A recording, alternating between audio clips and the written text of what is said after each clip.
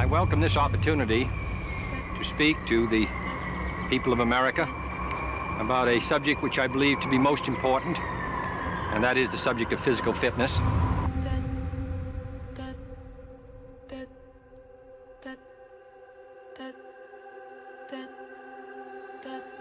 A country is as strong, really, as its citizens, and I think that mental and physical health go hand in hand.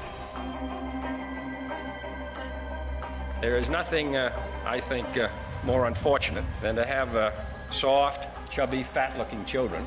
I hope that all of you will join, and everybody in the United States, to make sure that our children participate fully in a vigorous and adventurous life which is possible for them in this very rich country of ours. There's been a 50% decline in sperm counts in the last 40 years, along with a precipitous decline in testosterone production. We're headed for a calamity, and that's not hyperbole, it's not exaggeration, it's just a mathematical fact.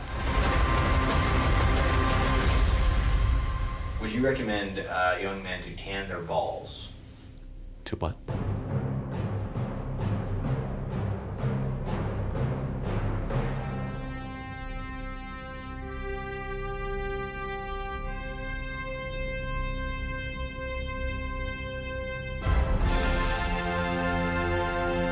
Once a society collapses, then you're in hard times. Well, hard iron sharpens iron, as they say, and those hard times inevitably produce men who are tough, men who are resourceful, men who are strong enough to survive.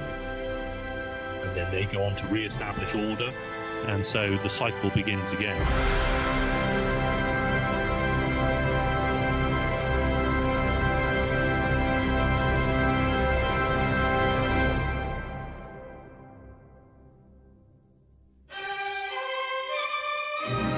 Civilization is like a woman wooed.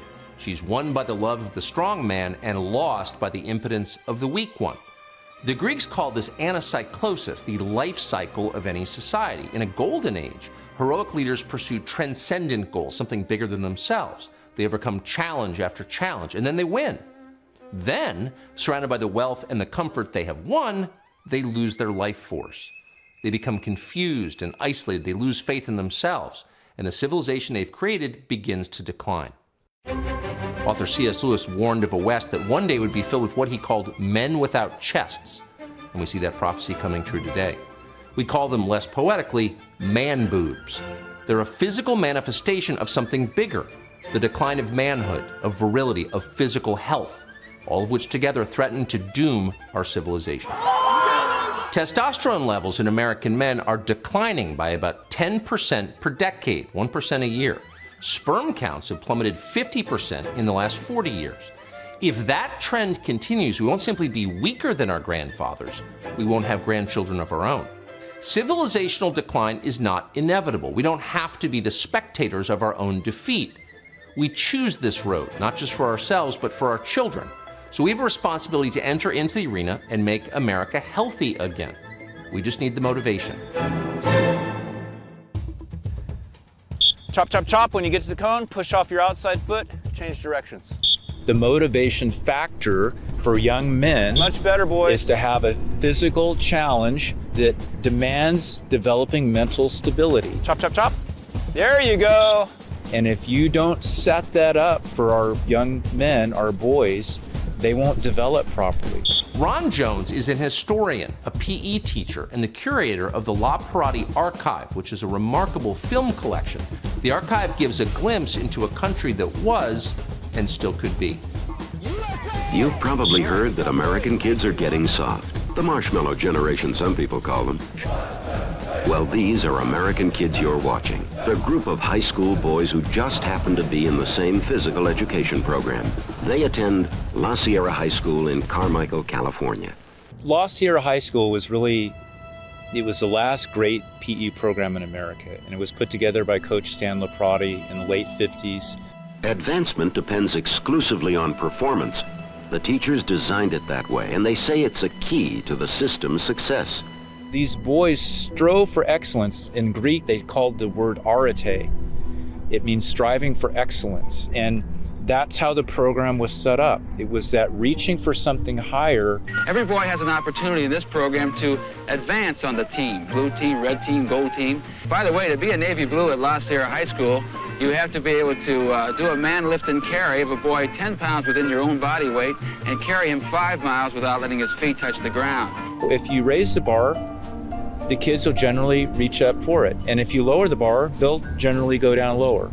Ron Jones found a rare film of one man who wanted to take the standards set by the La Parati program at La Sierra and apply it to the entire country. Now imagine me like rolling the film and seeing this in the headshot, and like no one had seen it before. No one that I knew had ever seen this.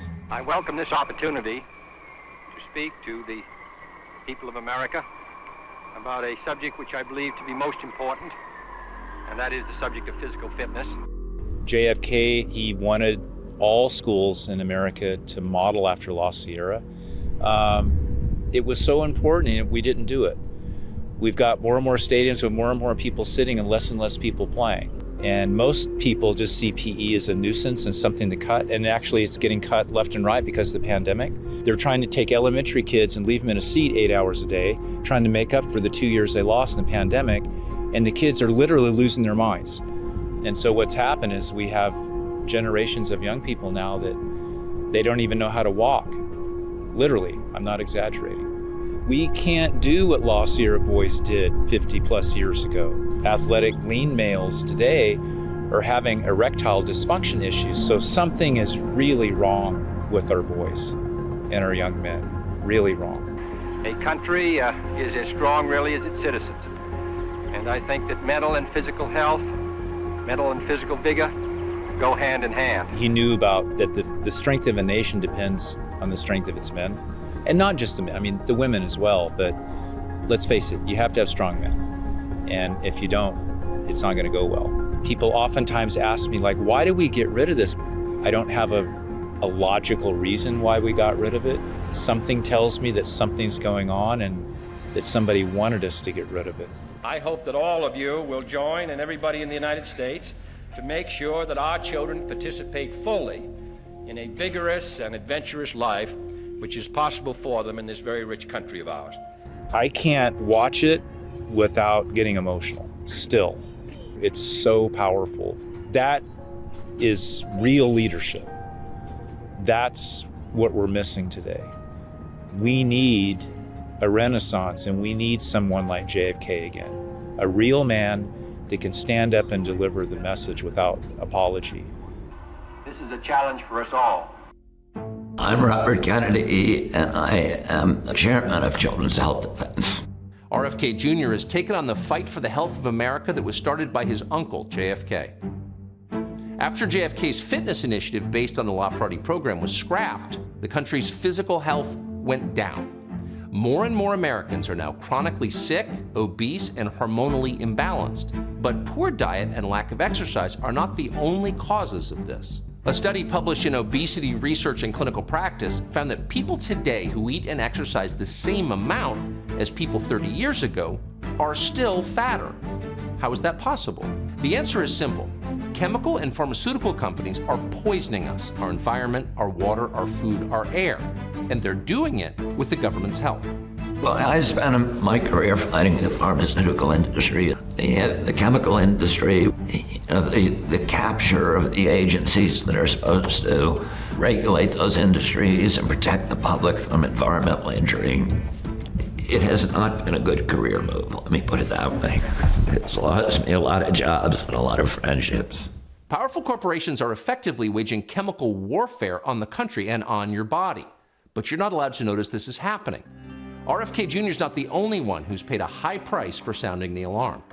Dr. Linda Birnbaum, former head of the National Institute of Environmental Health Sciences, was banned from saying chemical contaminants in the environment, called PFAS, were responsible for a staggering increase in serious diseases, including cancers. Found in everything from firefighting foam to nonstick coatings, PFAS and other chemicals can bind with testosterone receptors inside the cell and disrupt normal function of the hormonal system. These chemicals are linked to grotesque abnormalities in the male reproductive system that would include smaller penises, lower sperm count, lower sperm mobility, and low testosterone. So the end of men has a chemical cause. 40 years as a federal servant, time of which I am very proud. I served nobody but the American people. I was dealing with chemicals in the environment that had the potential to harm human health.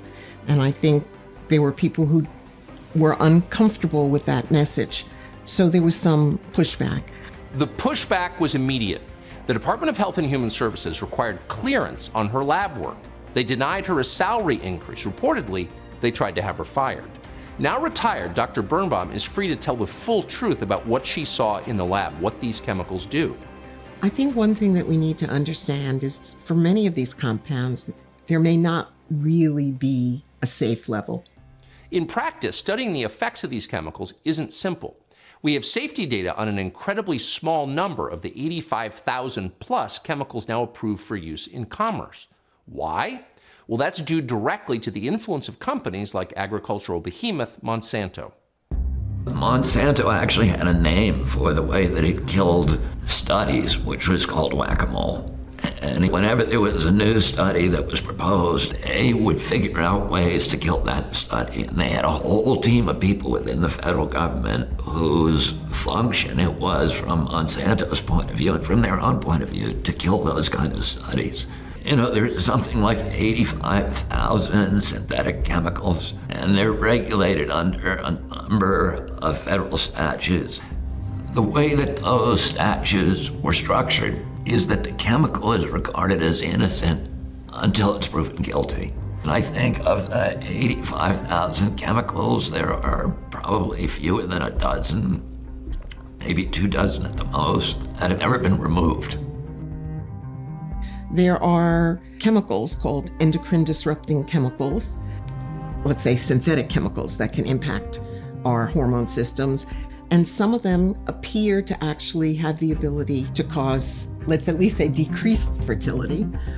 There's clear evidence in wildlife that the increase in some of these chemicals causes infertility.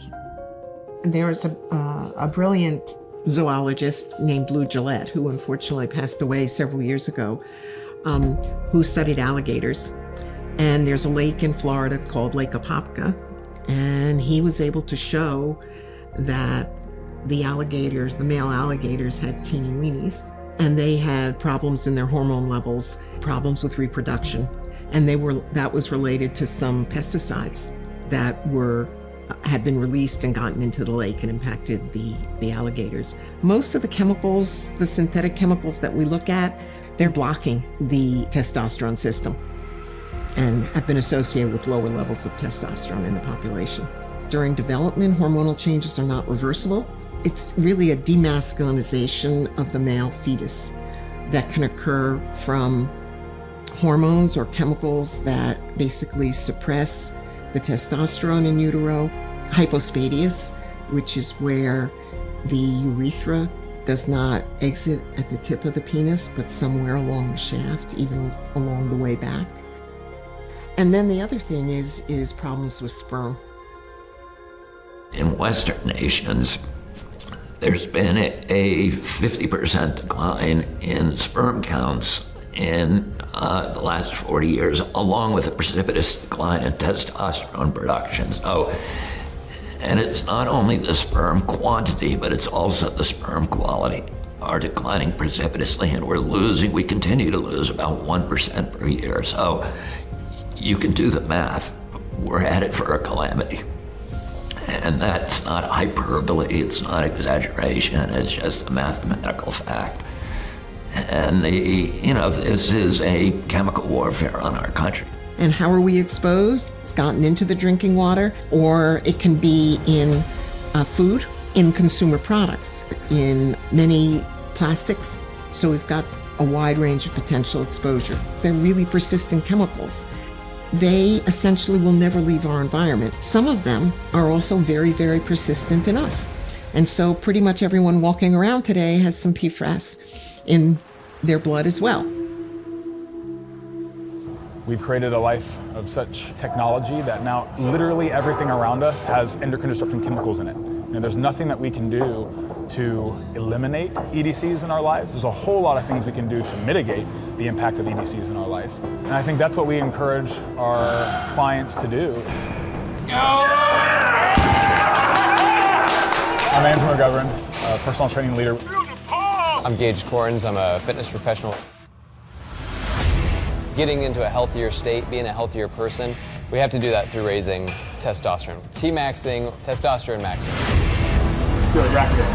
There are many ways to boost testosterone. We eliminate anything that has parabens, phthalates, BPA, like plastics in our house, no fragrances. Keep it simple. It's move more, get outside, spend some time in the sun, get some vitamin D, get quality meats, quality whole foods, sleep, strength training. Picking something hard to do every day will increase your testosterone.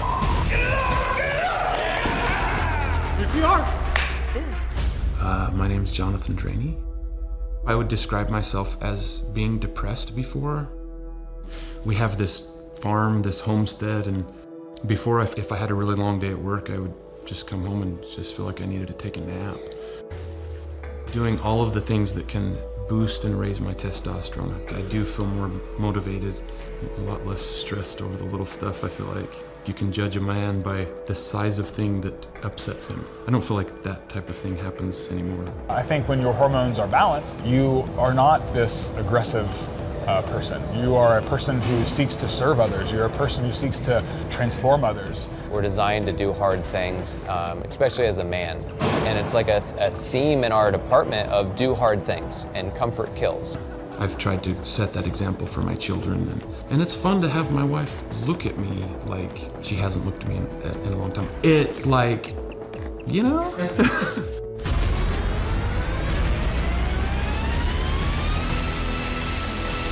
But, like, you have to go through it. You have to be willing to try it. You have to be willing to go through that experiment. If America's establishment wants to regain the trust of the country, and it must, it has to do something real to fight this country's most serious health crises, and that begins with the terrifying drop in testosterone levels and sperm counts.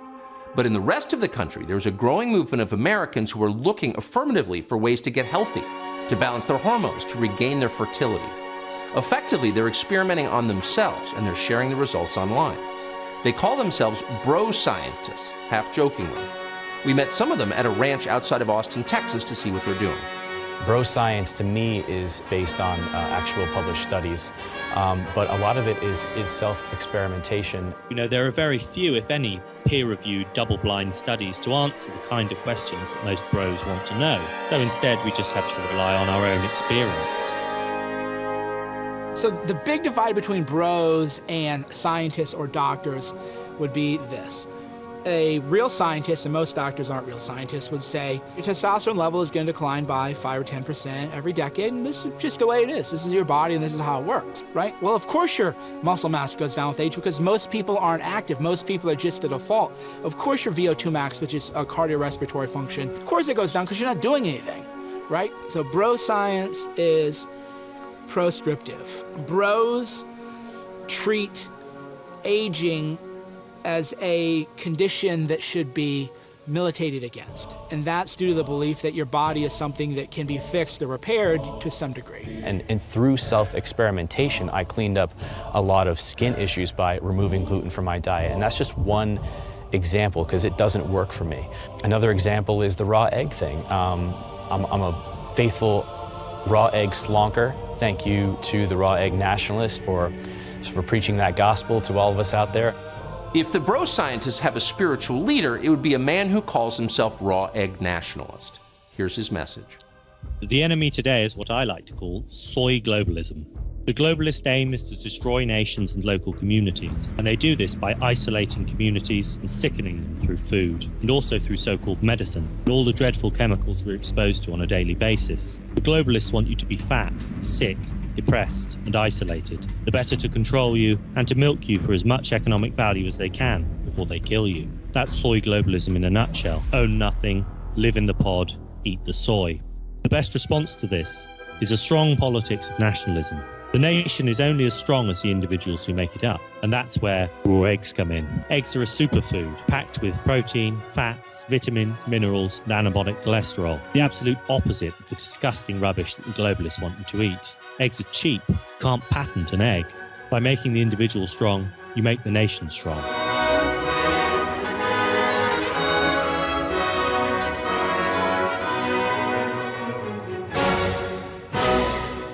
I'm a raw egg nationalist. I'm an anon right-wing bodybuilder, and I dispense red pill fitness and health information to the masses. Why should somebody believe me? Well, I'm just channeling the wisdom of the ancients, really. I'm a vessel. Raw eggs were once upon a time an essential part of the bodybuilder's diet, and that was due to a man called Vince Gironda, who was a bodybuilding maverick. Vince Gironda advocated consuming large quantities of raw eggs as an alternative to taking steroids. He did a lot of scientific research, and he was aware of that burns victims once upon a time were treated with a daily dose of 36 eggs, mainly raw. Burns victims would later be given anabolic steroids instead of this egg diet. It's the cholesterol, above all, in the eggs that has an anabolic effect, like steroids. Fast forward to today, various different scientists are now proving that actually cholesterol has a very, very important role to play if you want to maintain normal testosterone levels. Gironda was right, so you need to eat cholesterol. And that means eggs, that means butter, that means red meat, organ meat, eating liver, drinking raw milk, and eating raw milk products, unpasteurized cheese. And this is substantiated in all sorts of studies, for instance, that have shown that eating a low-fat vegetarian diet is about the worst thing that you can do. It just tanks your testosterone. I've tried at various times to sleep on the floor, but it's a bit too much for me. Cold showers are supposed to have various hormonal effects. It's interesting, there's a kind of schism actually on right-wing Twitter about you're either sunning your balls or you're freezing your balls. My name on Twitter is Benjamin Braddock. I'm a right-wing bro scientist, and yes, I tan my balls.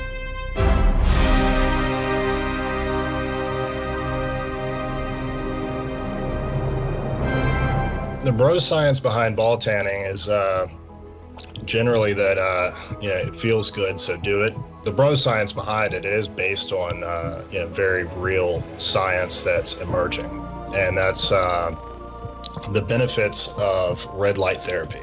Our cells respond differently to certain wavelengths of light, and red light, it penetrates much deeper into the body, and the effect of red light is to increase the cell's energy. So there are trials right now to actually treat Parkinson's disease. Why you would want to use red light therapy on your balls and the cells in your testicles are what create testosterone, the Leydig cells. So by increasing the cellular health of your testes, you're increasing the function of what they do, and that big part of that is producing testosterone. I've had an interest in health and fitness for quite a while now. As a teenager who had gotten to the point of a type 2 diabetes diagnosis by the age of 19, got into sports, started eating right. The thing I learned was that, it's really when you start getting these toxic cooking oils, out of your diet, that's when you really start to see the most dramatic improvement. Seed oils are very high in something called omega-6 fats. In excess, omega-6 fats are associated with inflammatory and testosterone-lowering diseases such as diabetes. One study of rats in the Journal of Toxicological Sciences found that soybean and canola oil significantly lowered testosterone levels. The anti-seed oil movement has exploded online. What's wrong with our food is that it's not food. Seed oils, vegetable oil, everything under that sort of vegetable oil category is all new and reliant on industrial processes to extract. My rule of thumb is just, is this something that occurs naturally, that doesn't need an industrial process to bring it about? William Wheelwright, at Plowman's Folly on Twitter. What's high testosterone about? Regenerative farming. It's about mimicking the patterns that we find in nature, and ultimately this is what leads us to the highest degree of vitality and strength. Not all beef is created equal, not all chicken is created equal. Think about a cow living in a big factory, never moving, eating God only knows what, genetically modified ingredients, things they're not even meant to eat, injected with massive amount of hormones, chemicals from the factory itself. Versus a cow who's living outside as nature intended, getting sunlight on it, consuming the grass, the nutrients that nature is providing, digesting all of that for us, and then we get to benefit from that. And like, I would much rather eat a humanely raised animal than an animal who's been abused its whole life, right? And so I only eat grass-fed, pasture-raised animals. And I encourage all of our clients to do the same. I think it's the right thing to do, both for the animal and for themselves. Nowadays in 2022, what being right-wing means is just someone who believes that there's such a thing as like the natural order. The world and the media have actually demonized doing things naturally, and that includes the natural way of eating, breastfeeding. We've demonized natural birth. We've demonized natural birth control as the war against nature. The end of men means the end of women too. Men and women need each other on every level, beginning with the most basic biology. If the species is to continue, both sexes must be healthy. So not surprisingly, there is a female branch of bro science, young women exploring ways to fight infertility and improve their overall health. Mel Brown is known online as Tiger Lily, where she promotes a return to a more natural way of living. Tiger Lily's skepticism of mainstream health advice stems from personal experience. She long dealt with a thyroid disease stemming from a hormonal imbalance that she believes was a result of endocrine-disrupting chemicals. Before I even knew about endocrine-disrupting chemicals, I was suffering from a hormonal imbalance. It just wrecked my body. I got super underweight. I mean, I was 90 pounds. It was horrible.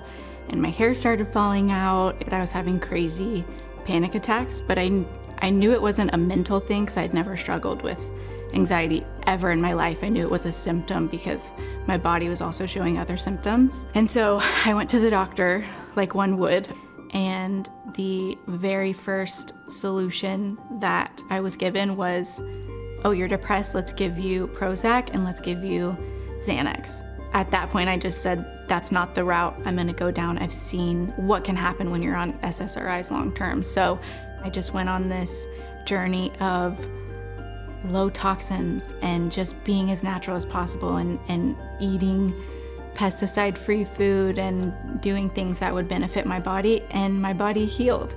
If we don't have a healthy woman, we can't have a healthy child, and we can't have healthy men.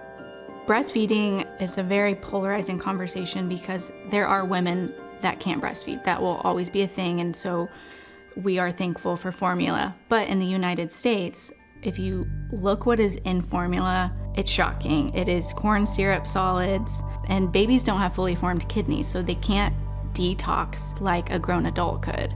Baby formula in the United States contains large amounts of corn syrup and other ingredients that may disrupt hormonal function. Consuming those ingredients at a young age can permanently affect gender development. So we're setting them up for failure before they're even walking.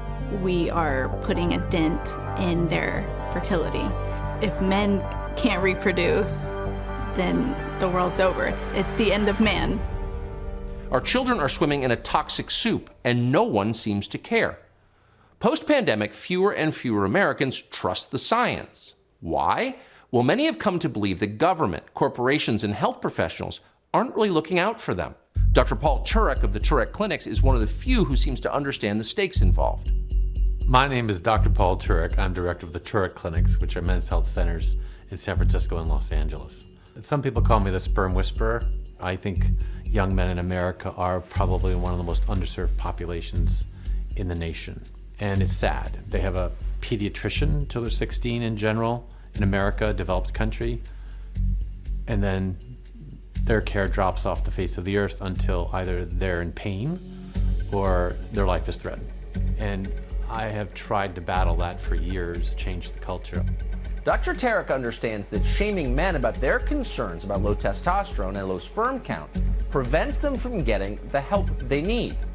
Authorities would rather make fun of them than help.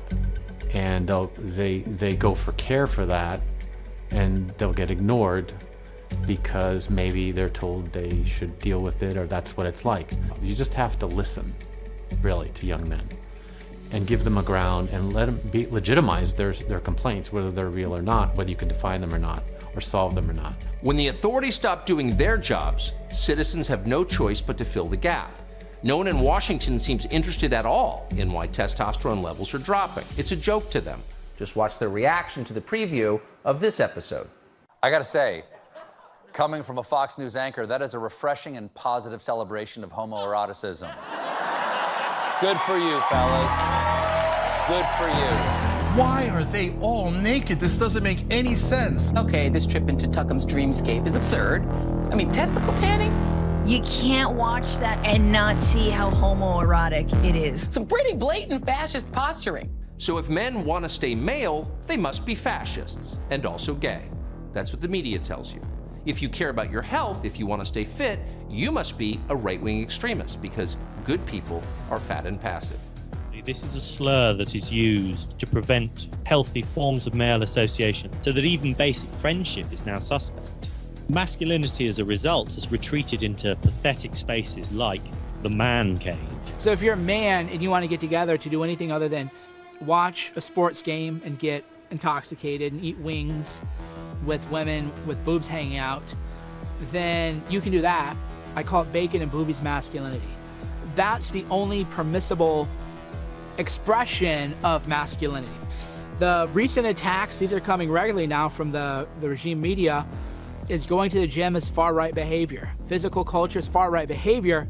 Well-ordered, disciplined groups of men bound by friendship are dangerous, precisely because of what they can do. They can upset the status quo just like that. A few hundred men can conquer an entire empire. So that's why they want you to be sick, depressed, and isolated. You want to demoralize the people, you want them emasculated, you want them to create no threat to the ruling regime. They haven't thought it through, right? Increasingly large numbers of men are dropping out and ceasing to be men and ceasing to do the necessary things that men must do. Those kinds of societies obviously become weak and ripe for dissolution. Things are going to get worse before they get better. How much worse isn't exactly clear. But I think we've had intimations over the past couple of years, especially with the 2020 mostly peaceful riots. People are realizing, I think, that they're not where they need to be if they want to survive, if they want to continue to live a fulfilling life, if they want to protect not only themselves, but their families and their friends and their way of life. Once a society collapses, then you're in hard times. Well, iron sharpens iron, as they say, and those hard times inevitably produce men who are tough, men who are resourceful, men who are strong enough to survive. And then they go on to re-establish order, and so the cycle begins again.